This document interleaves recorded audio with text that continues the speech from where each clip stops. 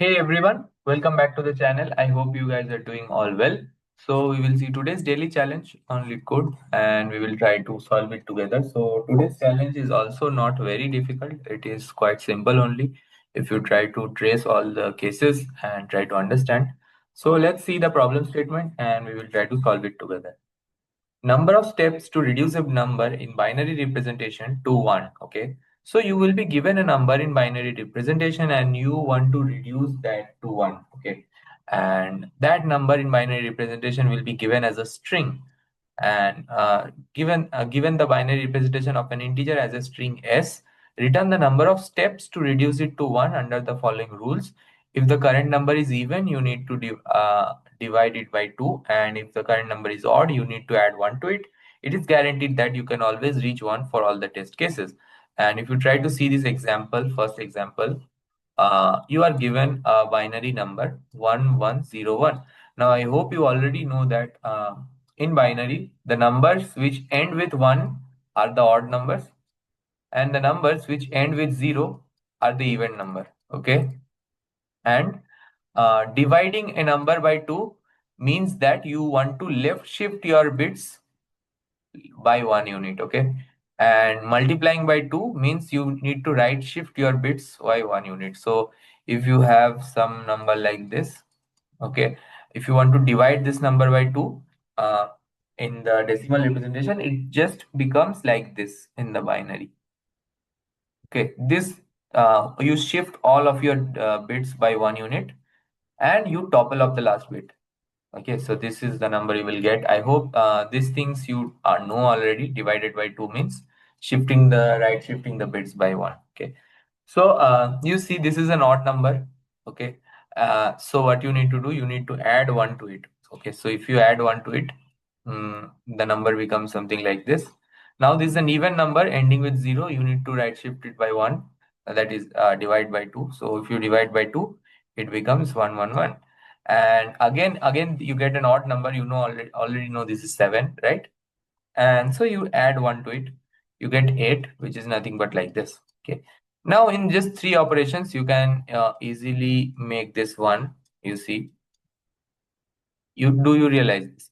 In every step you are just dividing it by 2, that is right shifting the bits by 1. Okay, so you get the answer 1. You get the 1 at the end. But how many steps you just took? If you notice, you took a 1, 2, 3, 4, 5, 6 steps. So your answer will be 6 for this. And as you can see in the example 1, your output should print 6. So I hope that is very clear. So if you try to notice some things, uh, there was this number and you want to right shift all the bits. So essentially at some point or the other, you are right shifting the bits. Okay, and you want to right shift all the bits. Okay, so if there are 4 bits over here, see at the end what you get. See, after getting 111, you add 1 and increase the number of bits, right? But at the end you are just keeping 1. You are not removing this one also. So you do not need to think about of that. uh, you need to right shift all the bits, and there are 4 bits. In simple terms, you could have right shifted 4 times. Okay, but you see, now you try to see in some cases when this kind of thing will be there, some 0 is there, or and some cluster of ones is there, then you need to add 1 to your answer. That will become that 0 will become 1, and all these cluster of ones will become zeros. Okay, and then you can just simply remove these zeros in one step at a time. So did you notice something? In for this 0 you counted twice. Okay, for this 0 you counted twice. So what do I mean? I will just explain another time in detail. Before that, let's take some interesting cases. Let's try to see for this example, in how many steps can you reduce this? You see, all the trailing zeros you can reduce it at one step only. So yeah, so like not all the trailing zeros, one by one you can reduce it. So yeah, essentially the number of trailing zeros is the number of steps. So number of trailing zeros are 4. You see, the number of steps are like this. Okay, so answer will be always plus equal to number of trailing zeros. I hope this much you understand. Okay, and you can easily understand uh, with another example also. Let's take this example. Can you tell me the number of steps? What you need to do at first? You need to remove the trailing zeros one by one. Okay, you are right shifting the bits, right? And after this, you got a 1, so you just have something like this. Again you remove this 0, again you get something like this, and you remove the zeros one by one. Okay, so whatever be the total answer, you see two of these answers is captured by the number of trailing zeros. Okay, because there are two trailing zeros. So initially at the first, you can just do answer plus equal to number of trailing zeros. Okay, now can you tell me something? Do trailing zeros and the zeros which are at the middle, trailing zeros and the zeros which are at the middle, do they count the same number, times? No, they do not, right? uh, let's try to see something else. Okay, some another example. So uh, let's have this example. You see there are no trailing zeros, but all the zeros are at the middle. What will you do in such a case? Every time you need to add 1 and then remove 1 0. Okay, so you see you added 1, and in the next step you removed 1 0. Again what you did, you added 1, and in the next step you removed 1 0. Again you added 1, and in the next step you removed 1 0. Again you added 1, and in the next two steps you uh, removed 1 0 each to get the final answer. Okay, so if you see in this case, see, trailing zeros were contributing ones only because you can easily reduce them. You can easily reduce them by dividing by 2.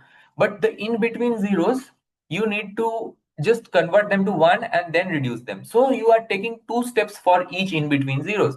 So if you try to calculate for this, so earlier also we had this example in the example test case, right? Whose answer was 6. So one thing is that you would like to say that for this 0, this is not a trailing 0. For this 0, we count twice. Okay, because once you need to convert this 0 to 1, every time you see this 0, first it is converted to 1, and then the another 1 bit is getting chopped off. Again, whenever you get a 0, you just have to convert that to 1 and then getting chopped off, right? So each 0 is contributing 2 times. Each 0 is giving 2 times, which are not in the trailing ones. Okay, so and you see there are 3 ones, so you would expect the answer to be 5, but that is one more than the answer 6. Okay, why? Because you get one extra bit when you add 1 to this and you remove that. So that's why your final answer will always be one more than that. Okay, so whatever answer you calculate, okay, answer will be just one more than that. I hope you do understand why that is happening, because you just add 1 to this, and in that process you get an extra bit. You see, it is already told in the question that the first number will always start with 1, and that also makes sense because starting with 0 means that those zeros are invalid, right? So if this number is starting with a 1, it will always add sometime or the other. You will always add a 1 over here, and that will overflow, and you will get a 1 over here. So I hope you do. So if this is the number, at some point or the other, you will add 1 to it, and you will get 1 0 0. So that number will become 0, and in the process, you will get one extra bit. Okay. So I hope you do understand why we add 1 to the answer. So you see what we would expect for this number. Let's try to predict for this 10,001. What will be the final answer? You see, there are number of middle zeros are 3, right? So 3 into 2, each contribute twice, 6. Number of ones are 2, so plus 2, and we add 1 to the answer. So it will be 3, 2, 6, 7, 8, 9. This should be your final answer. Let's try to check if that is or not.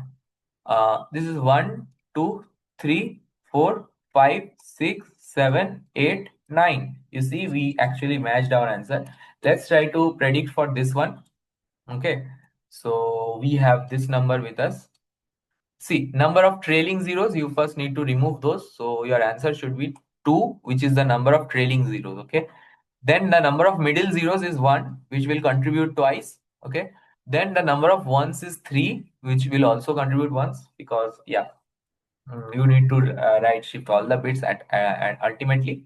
And see, this one you might be thinking, hey, I am not right shifting the one directly, but indirectly you are doing that. If you see indirectly, you are doing that only. So and you add 1 to the answer. So what should be your final answer? 2 plus 2 plus 3 plus 1, which is nothing but 8. Let's count now. Is it 8? 1, 2, 3, 4, 5, 6, 7, 8. Okay, you see, your answer is now matching every time. And yeah, for this also, for the example test case 5 also, I hope you can easily check for that. This will contribute 2. 2 plus 3 ones are there, and plus 1 extra, it will be 6. So yeah, 6 is the answer. So yeah, I hope you do understand, we get our algorithm to solve this, and it works almost every time. But one thing you just need to notice is that in these kind of cases, there are no middle zeros. So let's say this number, there are no middle zeros. So in four operations only, you get 1. Okay. And that is the final answer, because you need to reduce it to 1. So the extra 1 you were adding to the answer, that will not be. In these cases, that will not happen. And I hope you do understand that is fine. Okay. So let's see how to solve it. Uh, I will first try to chop off all the trailing zeros. So let's keep one pointer at the end of the string. Okay. And we will chop off the zeros at the beginning. So let's have number of trailing zeros. Okay. So let's have TZ for that, trailing zeros. Okay. And what will I do for this? While S of I equals to 0, uh, do an I minus minus and Z plus plus. Okay. So this will mean that I increase the trailing zeros count by 1, TZ plus plus. I increase the trailing zeros count by 1 and also reducing the pointer. Now my pointer is pointing to a place where 1 is there. Okay. And at least 1 is always there in the number. The number is not 0. It's already told in the question. So now you just keep an iterator of count of 0, 1, and this zeros is the nothing but the middle zeros. I hope you do understand that. And for I equals to, see, I is already initialized. I is now pointing. See, we first pointed I to the end of the string. So if you consider this string, okay, first we pointed I to this point in the string. Then we uh, move the I to point it to a 1. Okay. So now I is pointing over this number, and it has counted all the trailing zeros, and from this the I will start moving. Okay. So I do not need to be initialized. It is already initialized. I greater than equals to 0, I minus minus. Okay. I hope it is very clear, this for loop. You did not initialize I because I is already pointing to a 1 through this loop, and I greater than equals to 0, I minus minus. At every step I am going to do. If you see S of I equals to 0, you can add zeros plus plus, else you can simply increase ones plus plus. Okay. One thing you return before this is that if in the process of doing all this, let's say that, as I told you, that if the number is something like this, right, your I will be now pointing here. So if I equals to 0, then return that number of trailing zeros, right? Because that is only the answer. So if I equals to 0, you can just return the number of trailing zeros, and that will be your answer. Otherwise, what you need to return is very simple. You see, 2 into the number of count. So yeah, number of trailing zeros at first, Z. Okay. And 2 into the number of zeros, 2 into the number of middle zeros, 1 into the number of ones, and 1 extra. 1 extra because the 1 bit is going to topple over, and that's always making sense. So if you try to run this, I hope it will work. Let's see. Okay, so it's telling, yeah, so trailing zeros, we initialize that at TZ, not Z. Yeah, so now if you try to run, It is showing accepted. If you try to submit it for all cases, it will work just fine in optimal time complexity. You see, runtime bits is also 100%. In my previous run with the same code, I got a memory of 98% bits also, because yeah, not much memory you are using, just a simple for loop. And yeah, so you see, if you try to see my submission, uh, which was few minutes back, with the same code, it was also giving a 98% memory. So yeah, it varies a lot, but I hope you do understand the solution. Okay. Yeah, that's what if you still have any doubt, you can definitely ask me in the comment section. Yeah, so that's all for this video. I will meet you in the next video. Till then, thanks a lot.